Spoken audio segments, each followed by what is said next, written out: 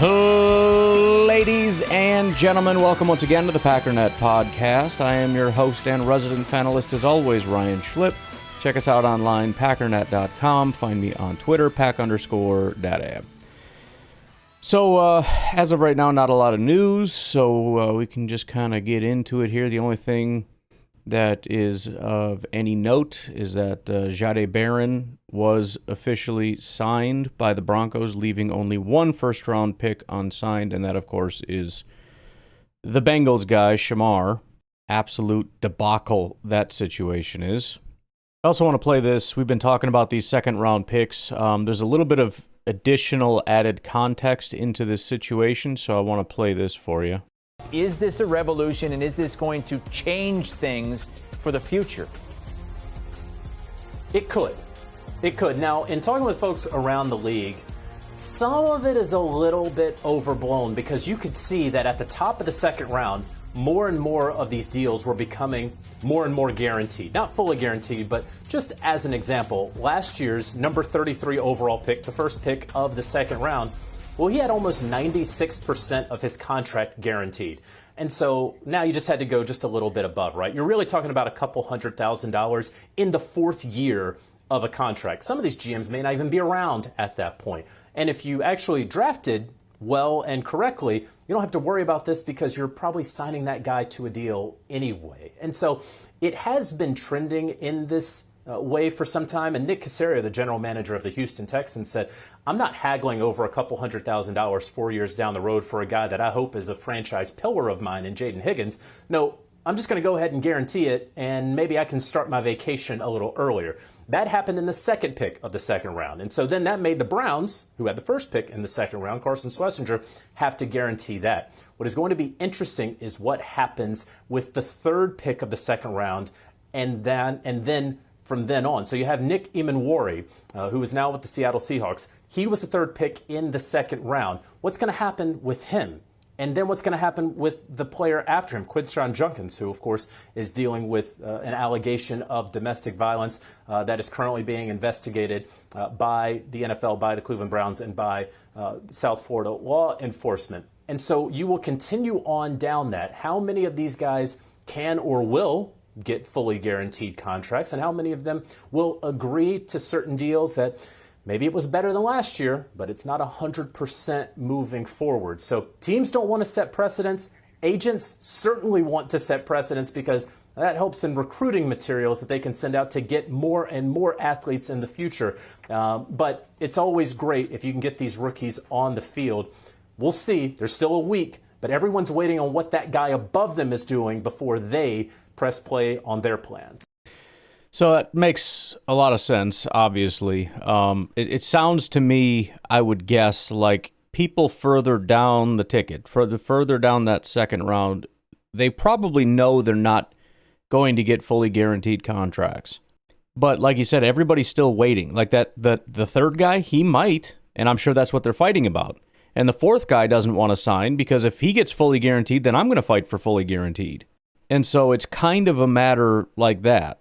And even if you're down where the Packers are with Belton, I don't really know where to sign because I want to see how this ends up. Because I'm getting a bump in guarantees, I'm guessing for sure. The Packers have probably said, okay, well, like I said, okay, so that was from 96 to 100%, let's say. So it was a 4% increase in guarantees. We'll give you a 4% increase in guarantees. I'm not saying the Packers did this, but I'm saying you could see how, let's say I don't know what the Packers guaranteed. Let's say it was 80%. Fine, I'll give you 84%. Okay, let's move on now. And, Belton can look at it and say, okay, but if the next guy gets fully guaranteed, well, then it's a 5% bump.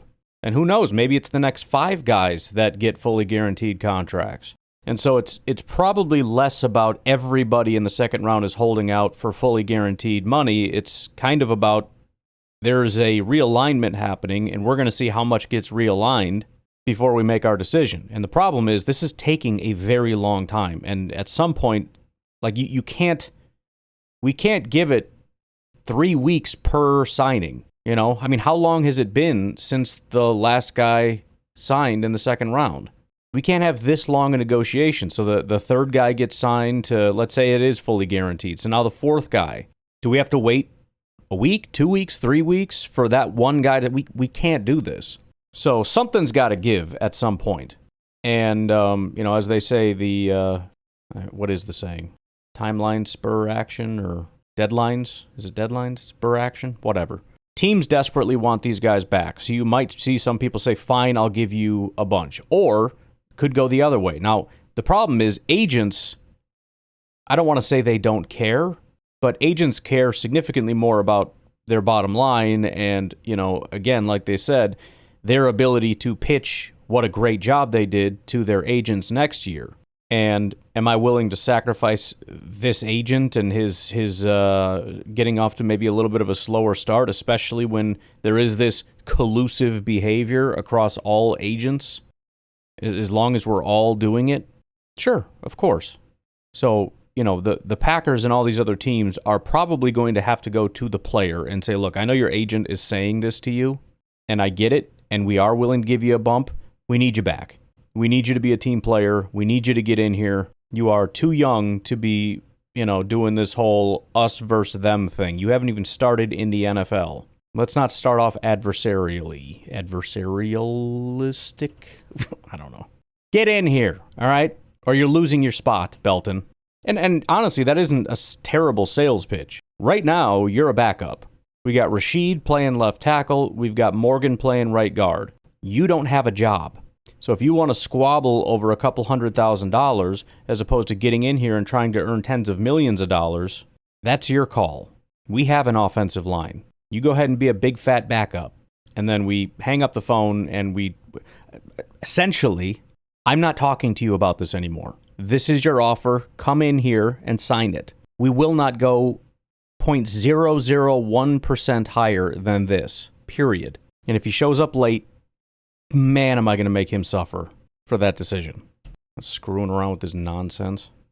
But all right, let's take a little bit of an early break here, and then we'll come back and get started on my quarterback rankings for the 2024 season. Take a break. We'll be right back. So on, last night, 2 nights ago, podcast, Packernet After Dark, was talking about AI and kind of what it's good for and maybe not what it's not super good for. One of the things it's good for, again, is sort of like high-level PhD academic stuff. It's also become very, very, very good at research. And so I had AI do a bunch of research and mathematics on the question of what is, I don't remember the exact question, but essentially, how do you determine how good a quarterback is? What are the best metrics for doing so? And it went through and it looked at that. And I want to start by kind of going over some of the findings. Because again, we like to talk about this all the time, but I think nobody actually cares as much about the answer. This is that thing again, where we start with the conclusion and work our way backwards. If we like Caleb Williams, we find the stats that say he's good, and then we say that these are the best stats. And any other metric, like PFF or any other metric, we just say either it's a stupid metric, or it doesn't count, or yeah, but, or whatever. Same with Jordan Love. If we dislike Jordan Love and this said something positive, then that's stupid. If we like Jordan Love and this said something negative, then that's a stupid metric. Okay, don't start at the conclusion. Do the research first, come up with the metric first, then apply it to the quarterbacks and trust the results, no matter what it is. Whether you like the results or not, that's it. So I want to go through, and again, I posted, there is essentially an article. I told it to take the data and turn it into sort of an article format. And it's over on Patreon, patreon.com/pack_daddy. You can join for as little as $1 a month, help support the podcast so I can buy all these freaking things. My 17 AIs and NFL premium this, that, and PFF premium nonsense stuff. It's a lot, believe me. I'm not going to read through the entire article, but I want to just kind of give an overview of what was found and what the process is and why, et cetera, et cetera. So, first of all is the core problem, and that is traditional quarterback rankings typically are using things like team wins, playoff success, and MVPs. I've already said this is stupid. I think most people recognize this is stupid. They maybe don't know how to fix it, but for the most part, people will look at that and go, yeah, that's not... whether I can articulate why or find something better or not, that's dumb. It ends up creating somewhat of a circular logic thing where it's, is he good because the team wins? Is the team win because he's good? There's no way to really solve that problem. And the bigger issue for me is that it doesn't isolate the variable we're trying to account for. It says it's like judging a surgeon by hospital revenue instead of surgical skill. Academic researchers have figured out how to fix this mathematically. The solution: measure decisions, not outcomes. Instead of how many touchdowns did he throw, ask how much value did he add given the situation. Compare what quarterbacks actually did versus what they should have done with available options. Remove team effects using advanced stats that account for context. And then it goes on to say what we came up with, our 4-metric formula. Number 1, and remember what the Chicago Bears head coach said. EPA, I don't remember exactly what version or whatever, but EPA is the standard. So the foundation of this metric that we built is EPA per play, or in this case, I used EPA per dropback. This accounts for 70% of the quarterback's grade. EPA measures value creation on every single play. It accounts for down, distance, field position, score, and time remaining. Research shows it predicts future success much better than any other metric with 67% accuracy.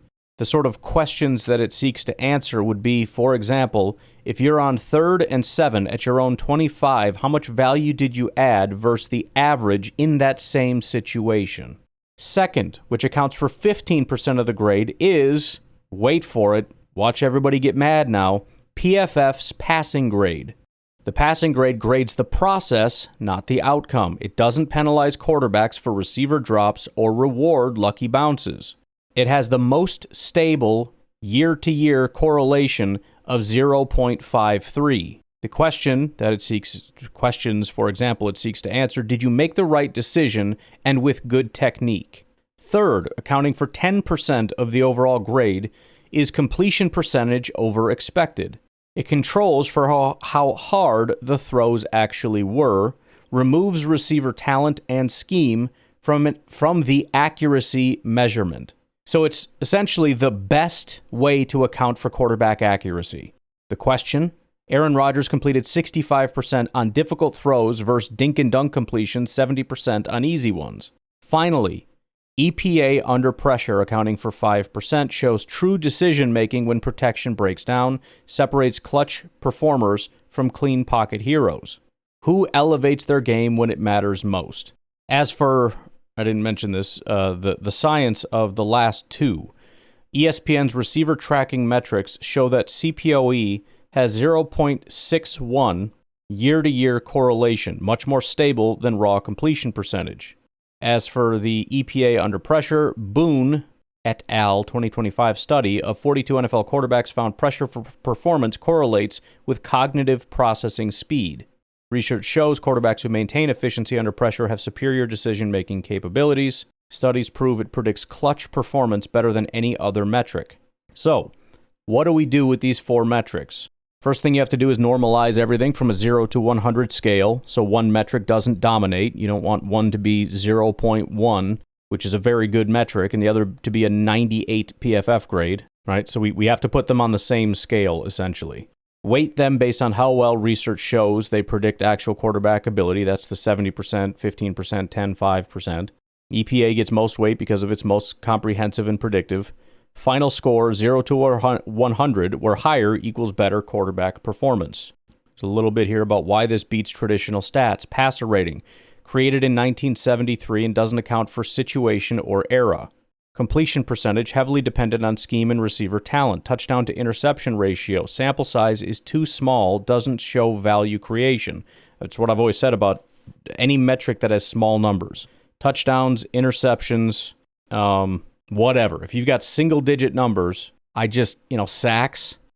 Obviously, it's good if you have a lot of sacks or a lot of interceptions, but it's not going to draw a good picture of how good of a player you are from year to year. Way too much variability in that. There are some exceptions. Some guys have high sacks every year, but even those guys, they have really high and really low years. They're just on a higher range than everybody else.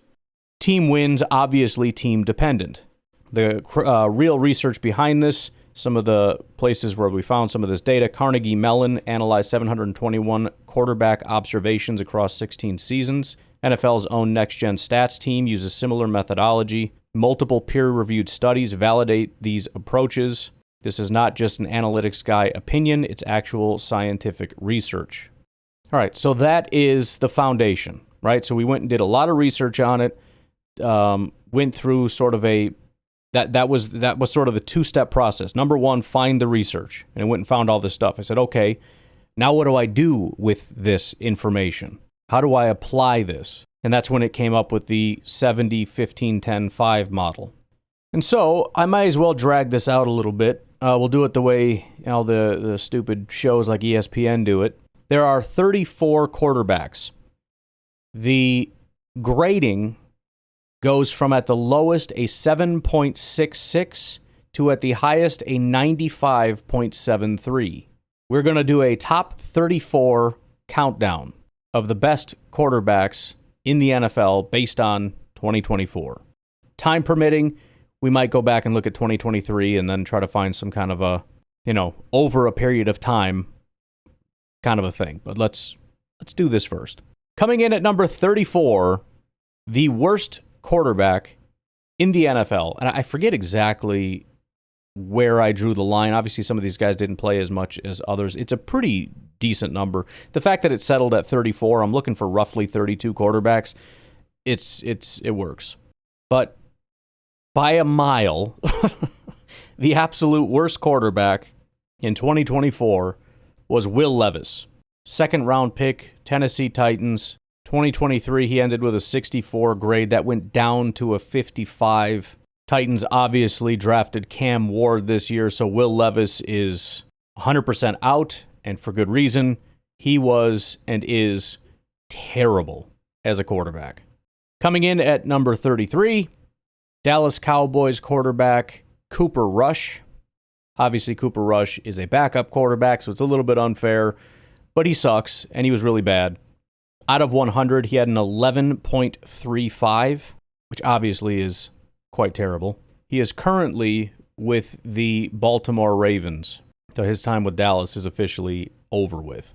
Coming in at number 32, Anthony Richardson, 16.52.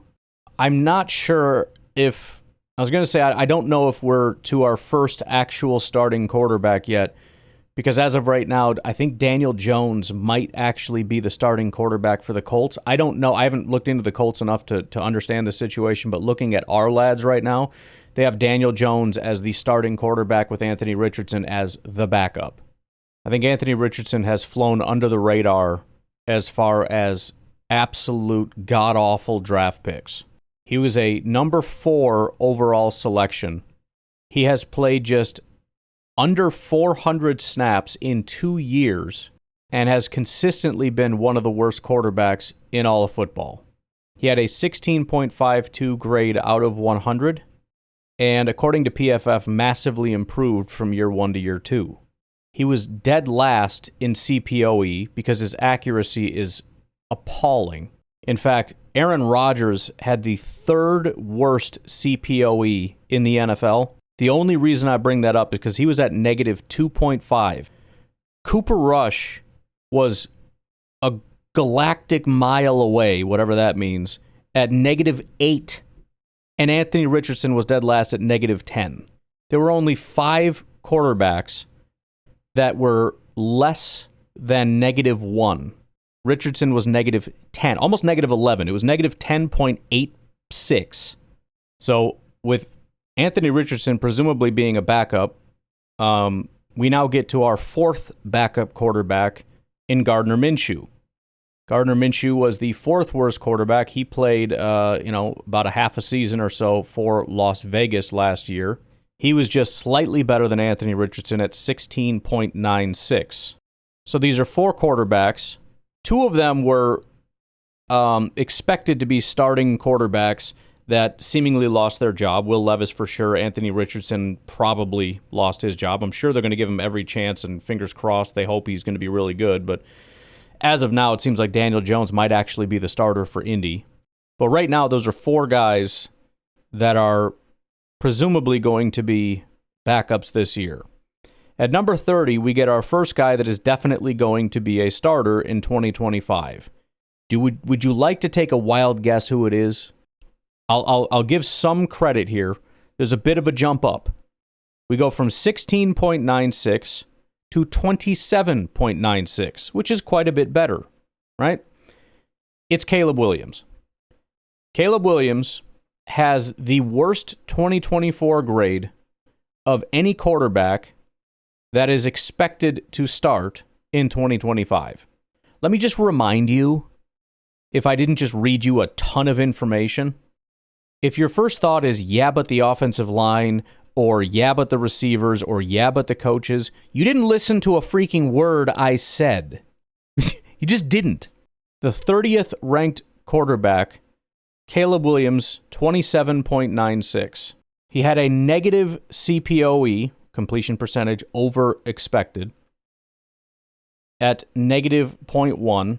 His average EPA was negative at negative 0.02.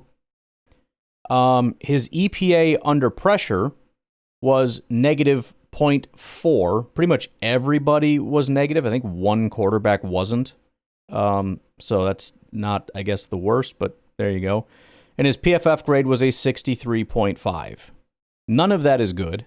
He ranked 24th in CPOE, 28th in EPA per dropback, 30th in EPA under pressure, 29th in PFF grade, bringing him to, again, number 30 out of 34, and our only starting quarterback in 2025. Hilariously, as we get to number 29, we get to another backup. At 29, we get Jameis Winston, also known as Brett Favre, apparently, according to Adrian Amos, I think it was. He played 300 snaps for the Cleveland Browns and is currently with the New York Giants. Jameis was a number 1 overall selection, by the way, right next to Caleb. How about that? So again, in the bottom 1, 2, 3, 4, 5, 6, we have 5 backups and 1 starter. Are we getting back to the starters yet? At number 28, with a 30.29 out of 100, Mac Jones, backup for the San Francisco 49ers. He played about a half a season for Jacksonville last year. He lost his starting job back in 2023. That was his last season. So, nope, still haven't even gotten to the starters yet. At 27, Daniel Jones at a 30.95 out of 100. Daniel Jones probably going to be a starter. Wouldn't necessarily say he is a starter. He is going to be a career backup for the rest of his life. He is potentially going to be starting over Anthony Richardson, although we'll have to wait and see. So we can say that he's probably going to be a 2025 starter. Is he a starting quarterback in this league? I'm going to say no. I'm going to go ahead and say no. At 26, we actually get to our pile of starters. This is where all the starters are from here all the way up. He has a 31.42 grade. So just again, real quick. 1, 2, 3, 4, 5, 6, 7, 8. The bottom 8 are all backups, career backups, etc., with the exception of one guy, and that's Caleb Williams. He is smack dab in the middle of all the backups. Every single player, unless I'm missing something, every single player from 26 up is a starting quarterback in the NFL. So there's a very definitive line. Everybody from 26 up is a starter. Everyone from 27 down is a garbage backup. Caleb is in the garbage backup category. I'm just making sure we're clear on that. That's all. I'm not trying to hammer home the point because I think it's funny or I'm trying to mock Caleb with his blue nails and flour in his ear. None of that. This is strictly about making sure my audience understands a crucial point here. This is about statistics and analytics. This has nothing to do with mockery. And I want to make sure we understand that. At 26, Dakota Prescott. So Dak went in 2023 from probably the best quarterback in football to his worst year ever. Now, he was hurt, but he didn't get hurt until week 7, week 10. I don't know if they had a bye week 7. Maybe he didn't play week 7. But he played weeks 1, 2, 3, 4, 5, 6, 8, 9. If his bye was week 7, then he got hurt week 9 at the latest, and week 9 was one of his 2 good games, so you can't even say that the injury caused that. So he sucked for 9 weeks and then got hurt. I mentioned in 2023, when he was like the best quarterback in football, that this is their opportunity. This is it. It's never going to get better than this. That was the year, by the way, that Green Bay went in and absolutely eviscerated Dallas. So we ended their only chance of them getting a Super Bowl anytime in the near future. Obviously, Dallas is hoping Dak can come back this year and actually perform at a little bit of a higher level, but that is really troubling. It was, again, his worst year ever, and he is just about 32 years old, which is kind of young for a quarterback, but not great. I mean, the guy, he got paid, he's now injured, he's, kind of driving into the 30s a little bit. I don't know that the confidence should be sky high. At number 25 with a 36.4 out of 100, Drake May, number 3 overall selection for New England. He ended actually with a 70 grade, but a 65 passing grade. It was his rookie year. Certainly not the greatest, but, we'll see what happens going into year 2 for Drake. Certainly feel better. This is, again, nobody talks about Drake May. Nobody cares about Drake May. Caleb is going to be the MVP. They're going to win a Super Bowl. Drake May was better. I don't think Drake's going to be necessarily very good. This is very concerning to be, this bad, but, could be worse. I guess he didn't even play the whole year. I don't know. I think he came in late. He played week 3, and then he played week 6, and then it looked like he played the rest of the year, although he got hurt week 18. The grades aren't great. The stats really aren't great. He didn't have a single 300-yard game. He had 1 game with 3 touchdowns, but he also had 2 interceptions in that game, which kind of nullifies it. 2,200 yards, 15 touchdowns, 10 picks. Again, part of that is because he didn't play the whole year, but he played most of the year, and he couldn't even he barely cracked 2,000 yards. But still, better than Caleb by about double. Caleb, actually, I'm sorry, it wasn't 16. Caleb, 27.9, Drake, 36.4. Still a decent jump up. And Caleb in a better situation. Talk about, Caleb, he struggles so much. The poor guy, he's got nothing to work with there. Oh, my goodness gracious. Bro, have you seen the Patriots? What can you even tell me about the Patriots? Do you even know who their number 1 receiver is? Do you have any idea who their number 1 receiver is? As in wide receiver. I will give you $50. I'm lying. I'll give you $50. Who is their most targeted wide receiver? Their wide receiver 1 on the team. $100. Give you $1,000 if you can name the top 2. $5,000 if you can name the top 3. Demario Douglas, Kayshon Boutte, and Kendrick Bourne, with Bourne being number 3. That's their top 3 receivers, with their actual top receiver being Hunter Henry, the tight end.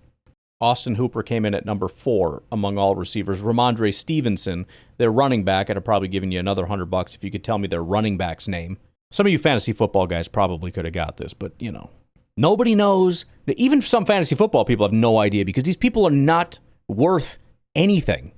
Demario Douglas had 600 yards and 3 touchdowns. Yeah, real fantasy football phenom there.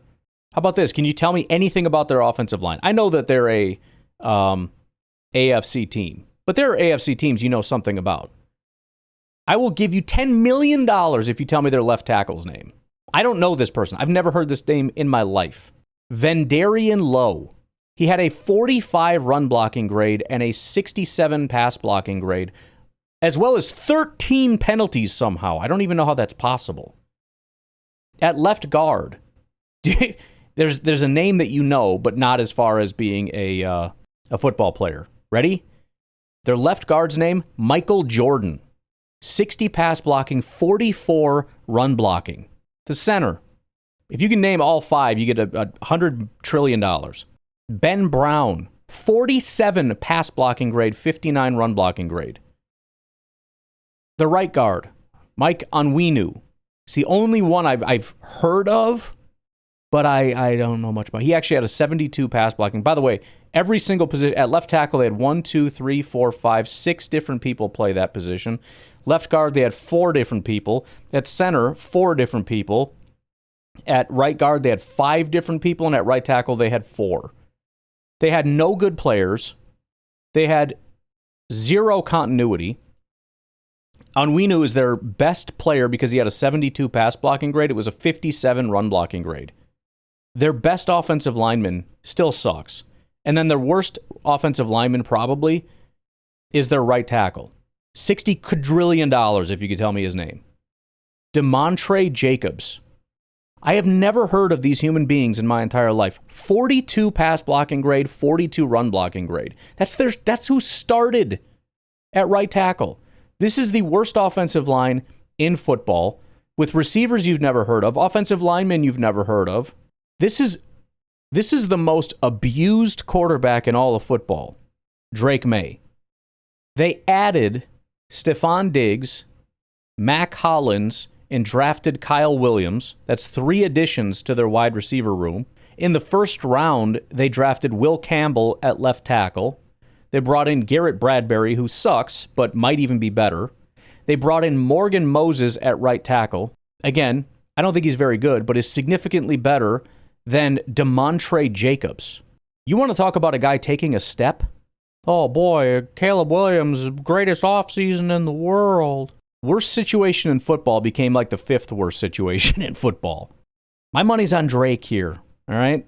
Caleb had elite receivers, a fully adequate offensive line, a solid tight end. He had everything he needed, and he sucked.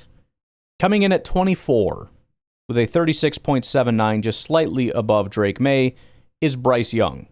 Bryce Young, really not a good quarterback, but as I said, I believe he took a step. He was very much the worst quarterback in football. I mean, I don't know that definitively based on this metric. Again, maybe we'll go back and look at it. Probably not today, just based on how long this is taking, which I'm happy about. But he went from a 56 PFF grade up to a 74. He went from a 53 passing grade to a 75. And in fact, if you look at so he started weeks 1 and 2 with a 32 and 38 grade. Dog crap. Then he got hurt, apparently. I don't know. He wasn't there for weeks 3 and 4. Came back week 5, played 9 snaps. Came back missed week 6. Came back week 7, played 2. And then he came back week 8, and that's when he kind of settled in. Week 8 was a 54 grade, and you're looking at it going, okay, he still sucks. Then his grades were 78, 71, 84, 79, and then he had a 63 against Philly and a 39 against Dallas, right? Those are 2 bad games. Then he comes back with a 92, 80, and 89. Yeah, I'm intrigued by Bryce Young a little bit. I'm concerned about his durability. You know, he's not even 24 years old yet. Durability was a big question coming into this thing, and he already got hurt last year. But you want to talk about a big turnaround. This is a guy that was dog crap, like horrifically bad in his first year, and then came back and let me just look at this. From week 9 on of the regular season, let's say, Bryce Young's overall, or let's do overall first, he was 7th best quarterback in the NFL, 6th highest passing grade from week 9 on. Yeah, a little bit intrigued about what this guy might become. Also, the other reason I'm a massive Bryce Young fan, the Bears traded this pick away to Carolina to get a wide receiver that sucked last year, and that hates it there. Remember, it was the greatest trade in the history of the world. If Bryce Young becomes a stud, I mean, the just horrible things that keep happening to Chicago never cease. So I'm not looking for a powerhouse Carolina Panthers team. I'm not really wanting that. But Bryce Young just being significantly better than Caleb, it's chef's kiss. Just mwah. At 23, which may surprise quite a few people, although I think everyone kind of acknowledges he had a down year, I don't know that it's maybe acknowledged how much, at least based on this particular metric. At 23 with a 37 grade, just above Bryce Young, is CJ Stroud. Now, he did fine as far as his PFF grade. He ranked 11th. If you look at his EPA under pressure, he ranked 11th. So that's all solid. His CPOE, however, completion percentage over expected, ranked 30th. And his EPA per play was 25th. So remember, EPA under pressure, which was decent. I mean, 11th is fine. He was ranked 11th, but that's only 5% of the grade. PFF was another one that was decent and is 15% of the grade, but you have 70% of the grade where he ranked 25th, and then 10% of the grade where he ranked, 30th or something? It was not good. So everybody kind of acknowledges he took a step back last year. I would not, if I was just making this, eyeballing it, obviously leaning pretty heavily into PFF as I do at times, I would have put him higher than this. Probably lower than where most people put him, because he did take a step back, and I would want to emphasize that, but I would not have put him 23rd where he is right now. At number 22, with a 39.7 out of 100, Trevor Lawrence. Probably not super surprising. I think, the Trevor Lawrence, another early pick, reminiscent of Caleb Williams, the greatest quarterback we've ever seen in a generation. I think he's shown flashes, again, similar to Caleb Williams, but there's problems. And even though the team isn't great, it doesn't seem to matter what the team does. It's consistent with him. Trevor Lawrence he's kind of one of those guys that's good enough to not be like, we have to get rid of him immediately. He's also good enough to where they win too many games to be getting like top 3 picks to get a new quarterback. He's kind of in that, like, I don't want to say Eli Manning because they won Super Bowls. Like, who's the Red Rocket Bengals with AJ Green and all that? He's right there.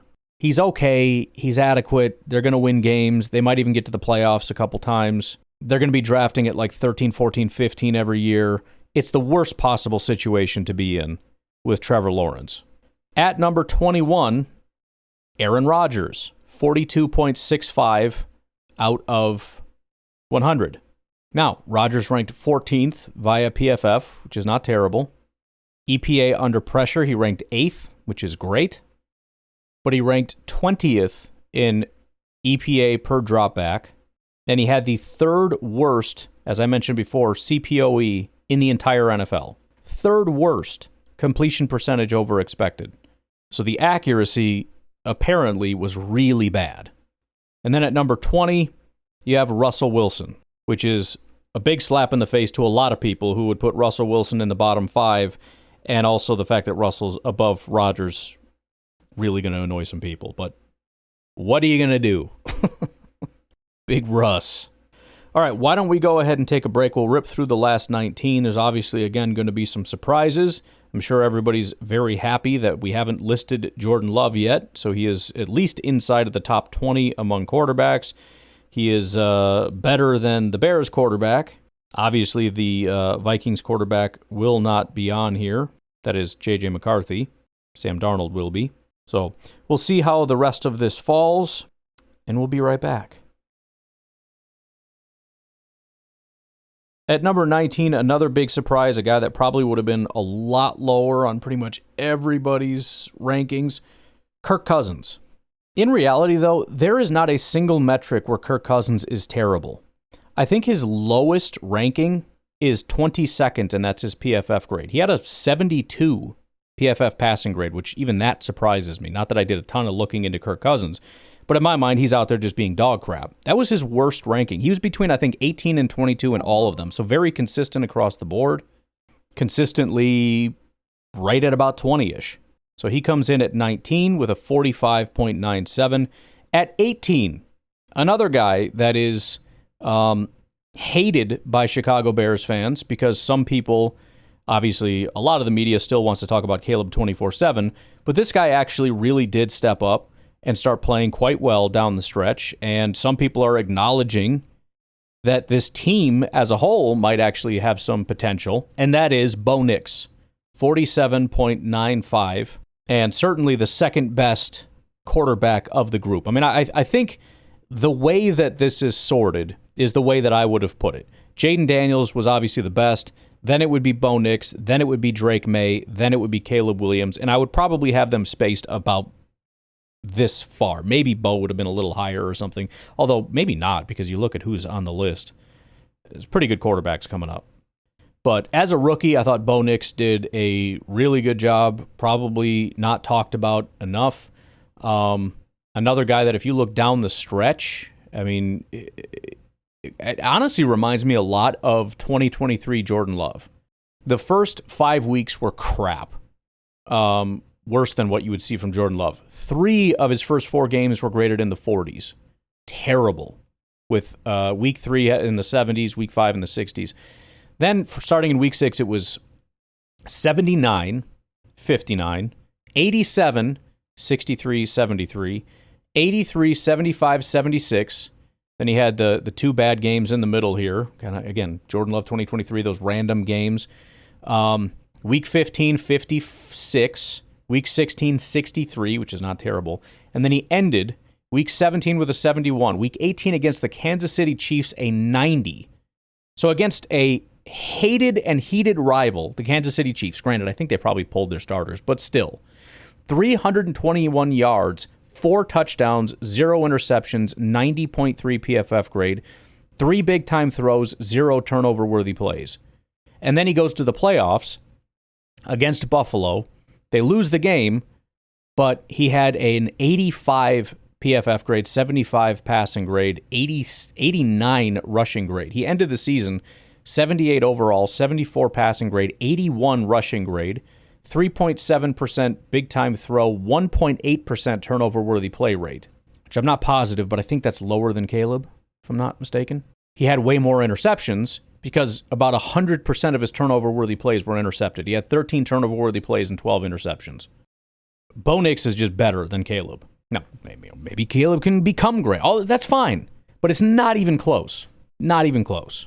Coming in at number 17, finally cracking beyond the 50s here, halfway up the marker, right as we get about halfway up the list, actually.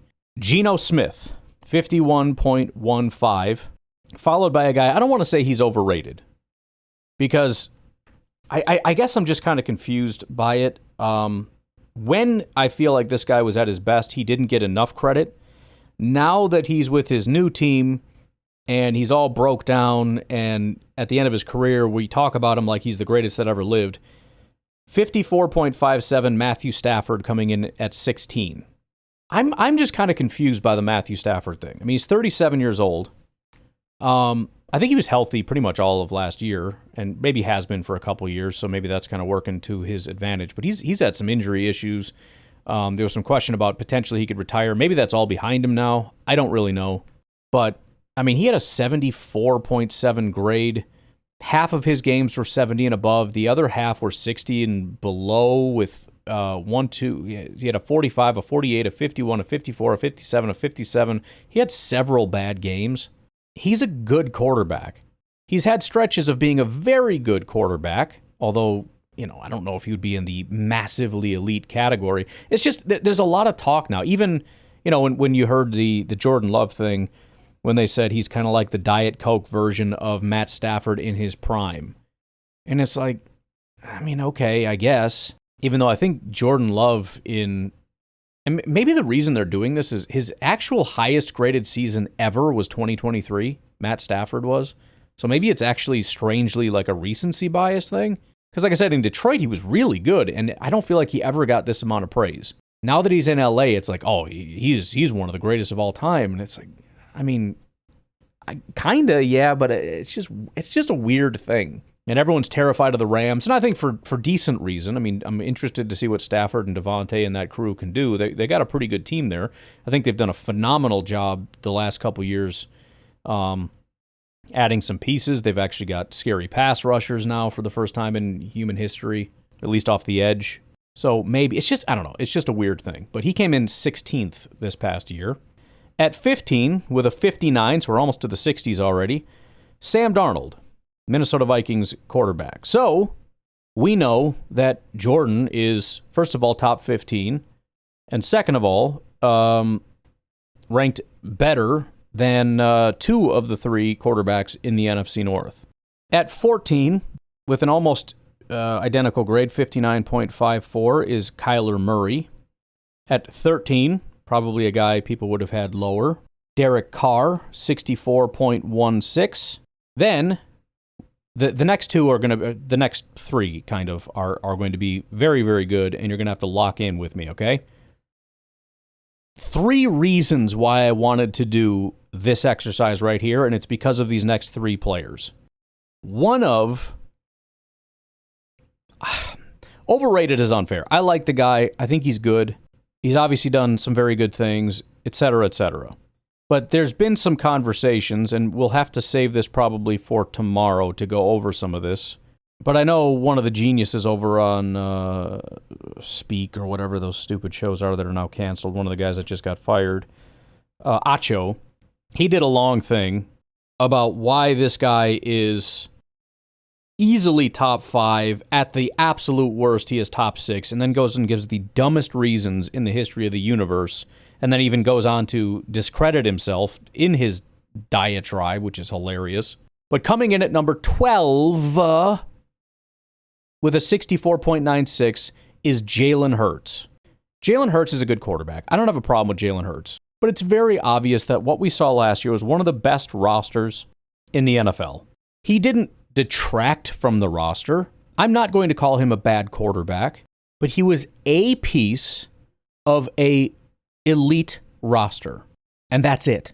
And I'm not going to give him any more credit than that.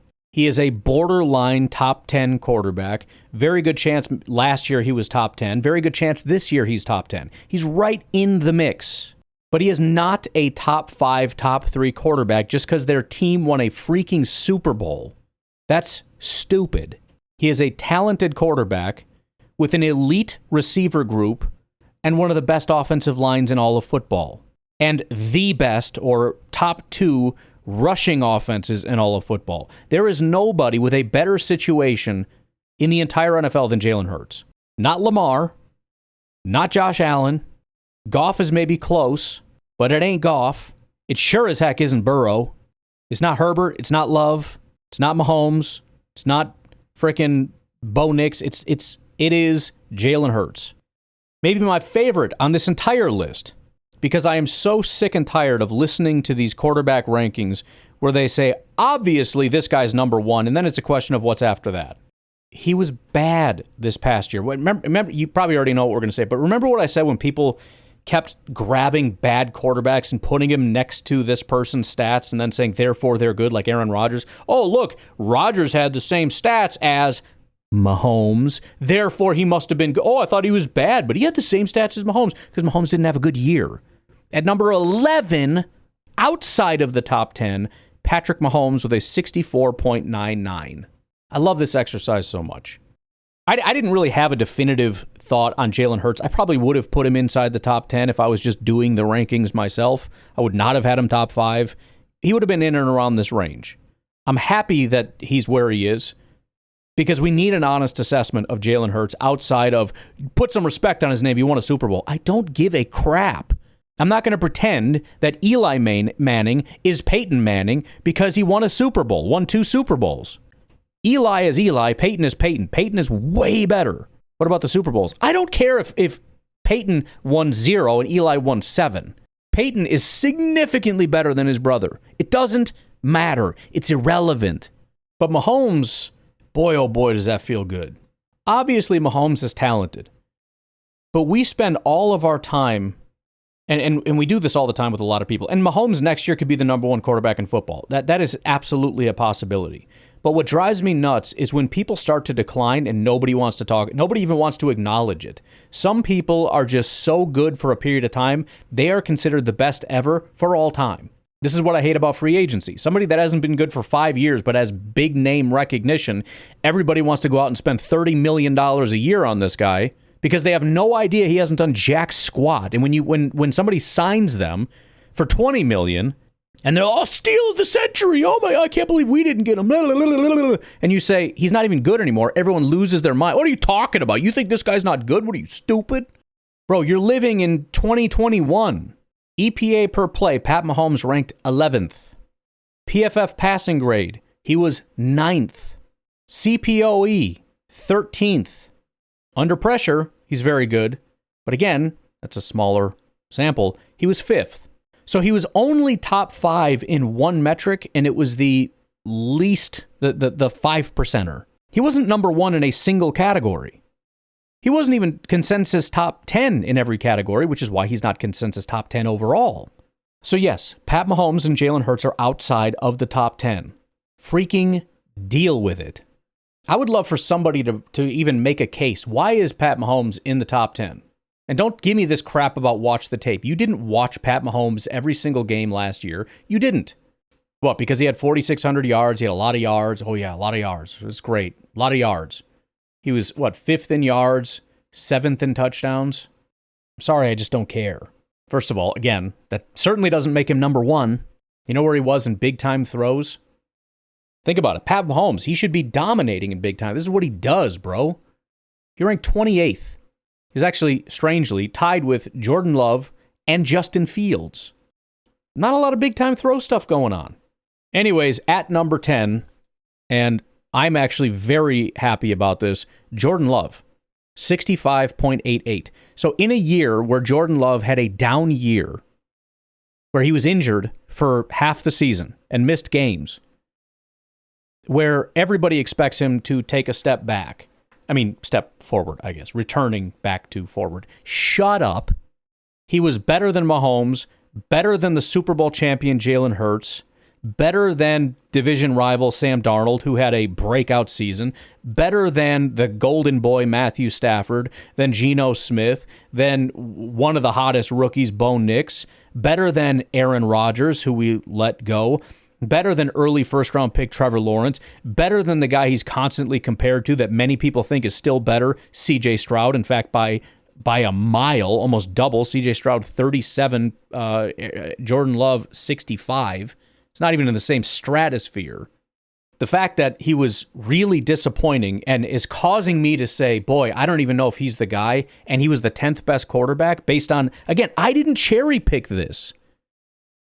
I had AI go out, and you got to understand, when I tell AI to go do research, if you look at it, let me see if I can even find it here for you, just so I can, I'm not making up these numbers. And again, I'm not going to pretend AI is perfect. It's certainly better than anybody that you want to bring to me as an authority. But let me scroll to the top here. Doodly-doo-doo-doo. Okay. Here we go.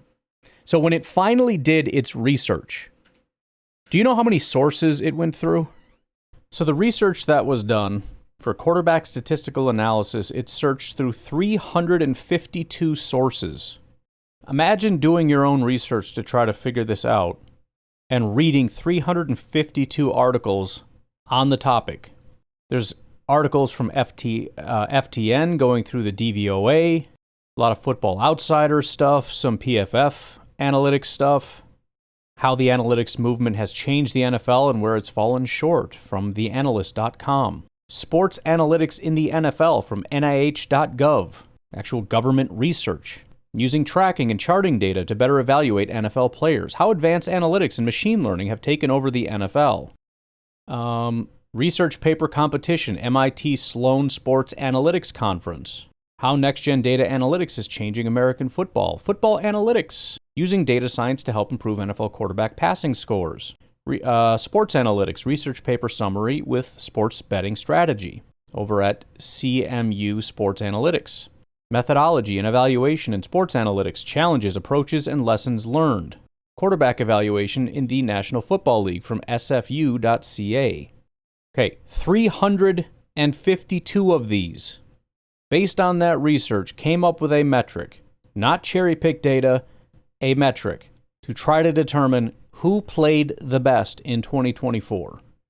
And Jordan Love was top 10 in a down year. That is to say, essentially, and I'm not saying I would be happy about it because there were problems with the accuracy and certainly the decision-making with all those interceptions. Not going to be thrilled if that continues forever. But what I am saying is, Jordan Love's play was that of a top 10 quarterback, even if he doesn't improve. The other positive here is that if we genuinely believe what we're saying, that what we did is we isolated the quarterback talent, if we look back at some of the results, it doesn't feel like a top 10 quarterback, which again leads us back into what we've been saying this entire week as we've been looking at Jordan Love, that clearly a lot of the problems were not Jordan Love, which again was really not the biggest conclusion I came to. 100% I agree that the receivers were not doing a good enough job. Never in a million years would I have said Jordan Love was a top 10 quarterback based on what I watched. This is absolutely encouraging for everybody to be able to look at this and say, dude in a down year was top 10. Very exciting. All right, let's finish out this top 10 list.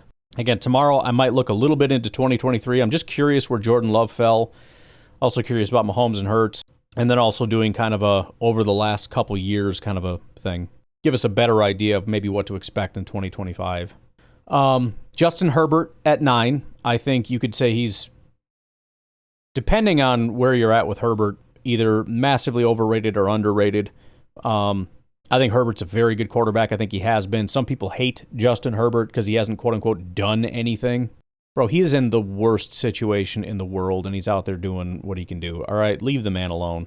At 8, certainly wouldn't have been what I would have expected. Tua Tagovailoa, real unfortunate situation with his health. A lot of question marks there, but a good quarterback.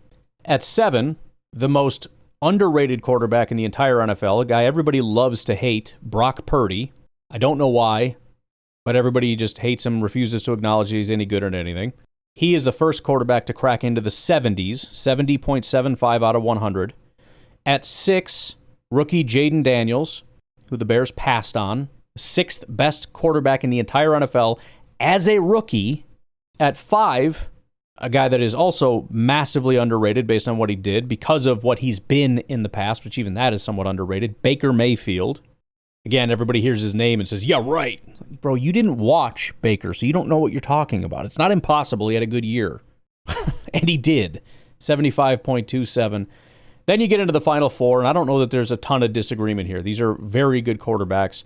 Obviously, Pat Mahomes would be in there for a lot of people, which is incorrect. At 4 is Joe Burrow. Joe Burrow's phenomenal, has been. A lot of injury issues with him as well, a lot of concerns there. Also not the greatest situation. He's got some good receivers. The offensive line is a bit atrocious. The team is a laughing stock. It's rough, but he's a super talented guy at 78. Cracking into the 80s, Jared Goff. Like I said before, I would love to discount Jared Goff. I wish he wasn't so high. There's not a single metric you can find where he wasn't dominant. Even in the sharp football things where I wish I could just say, yeah, but it's the situation. You look at him in the less stable metrics over at the sharp thing, under pressure, over 2.5 seconds, out of the pocket, all this stuff. He's top 5 in all that anyways. So there's just nothing bad about Jared Goff right now. At number 2, Josh Allen. Obviously, pretty unanimous how great Josh Allen is. Again, kind of flies under the radar because I think, you know, you get those first couple years, everyone gushes over you, and then if you don't win a Super Bowl, everybody kind of forgets about you. It's a situation with Joe Burrow. It's a situation with Josh Allen. It's a situation with Justin Herbert. Everybody loved you for a little bit, and now nobody really cares anymore. And at number 1, Lamar. Lamar is phenomenal. There's been a little bit of up and down there. The injuries have been a problem. I think it was like his first year, he was a really good runner, not a good passer. The next year, he was a really good passer, but the running wasn't as good. And then I think he won an MVP that year. The next year, he's really gotten it together. I think, 3 years ago, he had some injury stuff. But Lamar right now is the quarterback everybody wants. And it's why guys like Anthony Richardson will continue to get drafted way too high. Everybody wants a guy that is a good quarterback that is also a shockingly elite rushing threat. So there you go, your top 10. Lamar, Josh Allen, Jared Goff, Joe Burrow, Baker Mayfield, Jaden Daniels, Brock Purdy, Tua Tagovailoa, Justin Herbert, and Jordan Love. We'll get out of here. Like I said, I would like to do 2023. We'll see about that. Again, I won't spend like a whole time doing that, but just to kind of see the results and whatnot. I'm tempted to do this for other positions. I know Packer Superfan wanted to know my opinion of Zach Tom. Offensive line is going to be really tough because there's just not a lot of metrics for it. But I'll see what I can do about different positions and whatnot, doing something similar. I mean, the cool thing is this is something I can do throughout the year. So week 4, we can apply this same formula. Could be the Packernet QB metric, PQB, and just kind of look at where things are at. And if we can apply it to some other positions, then that's what we can do. And if there's enough of them, maybe we'll get our own little stats thing over on packersgames.com or something. But one step at a time. You guys have a good rest of your day. I will talk to you tonight, tomorrow, whatever. Have a good one. Bye-bye.